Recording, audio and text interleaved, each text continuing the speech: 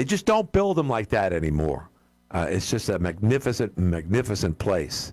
And in comparison to what we're building today, don't get me wrong, a new house is what people want to live in. It's got all the modern amenities. There's no foundation issues, hopefully. And there's those secure windows that keep you away from the cold and whatnot. Your electric bills are low. But, boy, there's nothing like the aesthetic value of an old Victorian-style house. And, boy, this town certainly has them. That's for sure. That said, speaking of old, once I get the video from yesterday, the report to the Downtown News report from the library yesterday, where the swearing-in process took place, my next project for Downtown News will be the restoration of all the glass, the stained glass, that is, at First Presbyterian Church. That church was built prior to the Civil War. I believe it was built in 1854. So anything that was built in the 19th century is old, but anything that was built before the Civil War is really, really ancient stuff. And Watertown's chock full of that. And it's just an honor to know that there's a good deal of architecture still standing right here in this town from that era. The greatest era, I think, in American history were the post-war years after the Civil War in 1870 right through the gay 90s. It was just a tremendous, tremendous time. And we see it every day when you're in this town. It's a shame to see older homes deteriorating. But I got to make a footnote on something that I've been noticing now for some time. If you go down Stone Street off Massey, and it's typically that block that a lot of us take to avoid the intersection of Arsenal and Massey, where the Great Wall of China is. You know what I'm saying? That is a pain in the ass intersection to make a left on. So as a result, people coming from the east or southeast side of town, they'll scoot on over to Stone Street, a residential street, and then make a right on, I believe it's whatever street that is, towards Arsenal. But there's two homes there that were in desperate need of repair, one of which was just sold on the market. And this house must have suffered, I think it had a small fire. There was a couple of fires on that city block a couple of years ago. And typically when that happens, like, it just either sits there or they eventually tear it down. It all depends on how severe the fire was. Well, in the cases of these two homes, and granted, these are not old Victorian-style homes. They're just, normal-size homes, probably built in the early part of the 20th century, whichever. Stone Street's an old street, so I could be wrong on that. But I tell you what, these crews were working on this one particular house, and it's troubling to see a house that needs work that just gets patched up with a couple of nails and a can of paint, and they slap up some vinyl siding on it. That's fine and dandy to make it functional so people can live in there again, but it would be nice to see it be restored to, even greater than that. And well, that definitely is the case of a beige home on Stone Street. So in other words, when you're driving towards the mall on Stone Street, it's off to the left-hand side just before you make the right-hand turn. And I just want to give kudos. I did write down the number of the real estate firm that was involved with that sale, but I have since lost it. It was a name I never saw before, but I just saw a lot of young 20, 30-something-year-old men and women working on it like Amish people, although they weren't Amish. They clearly had Ram trucks and so forth there. And they worked on it very, very hard. And now the fruits of their efforts are there, and it looks like it's been sold. That is just one of so many stories that just go unnoticed in this town. There's so many other examples because, I'm not a cab driver, but I know this town like the back of my hand, like Johnny only does in Havana.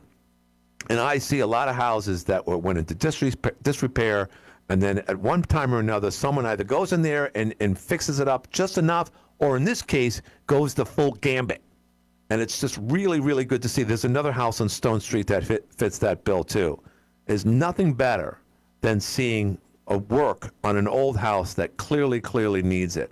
And that really, again, no disrespect to the speeches I heard yesterday from our council people. Obviously, we got to worry about clean water. Obviously, we got to worry about the National Grid, contract coming to an end at the end of this decade. And yes, we should talk about crime and drug use and so forth, but that's a national issue that unfortunately, council people at City Hall just aren't able to really take care of. It's just out of their reach, in my opinion. But I think the real problem with Watertown, not just for 2024, but going into the future, is resurrecting old city lots and old homes. I've said it again and again. Sharon and I are very, very privileged and thankful. I thank God every day that we found the house that we found some time ago. It was over 22 years ago now. And old house built in 1900. And this house is going to stand a lot longer than Sharon and I will. But at the time when we purchased it, it was in disrepair. It was leaking and needed a roof, desperately needed a roof. And it was in bad shape. So that's one of thousands of examples in upstate New York over the last 10, 20 years where homes have gone into disrepair but have been brought back.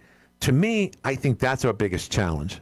That truly is our biggest challenge, is bringing back as many homes as possible so that people can literally live in them and enjoy them the way they're supposed to be. But that said, there's a lot more reasons for having a house that has a family inside it. It also means more taxation. It means that the house itself is going to be maintained. It means other people's properties adjacent to or within that city block will also benefit from it as well. To me, that's what it's all about. When you have a beautiful home of 20 homes and you got one tumor right in the middle, a piece of cancer, treated like a tenement home that's rented by 6, 7 other people, whichever, and they're living out on the sidewalks or parking their car on the front lawn because there's not enough room in the back, and the doors are wide open and whatnot. This is the type of stuff that can destroy an entire neighborhood, and that's, to me at least, and I know I've been saying this for a long, long time, is clearly Watertown's biggest challenge. If you drove along either Boyd Street or Academy Street or a lot of homes along State Street and just count the number of homes that just haven't been lived in, and I said you just can't stick up your magic wand and just twirl it over the city and it magically comes back.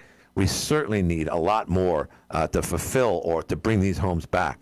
The one big issue, and I've talked about this before, is the Micron chip plant down in Syracuse, in the Syracuse area in Clay, New York, which is about 90 miles from here.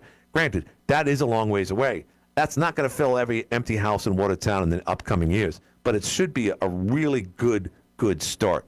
And not to mention also, a couple of weeks ago, we got great news, I believe, from Senator Schumer himself, exclaiming how we're going to have 1,500 troops in a special military division coming up here in the upcoming months. I don't know when, but obviously that's going to be a big boost, not just to Watertown, but certainly to Jefferson County. All right, so we got finally somebody on the phone. Let's see who that is. See if it's Jason. No, it's not. Hi, you're in the air. Yeah, Glenn, if the city don't enforce the code, it's never going to be changed. So you're saying that the only way we can bring back, or at least bring back some of these houses to respectability, is to change the code, right, Louis? No, not change the code. Obey the code the way it's written now. They don't do nothing about it.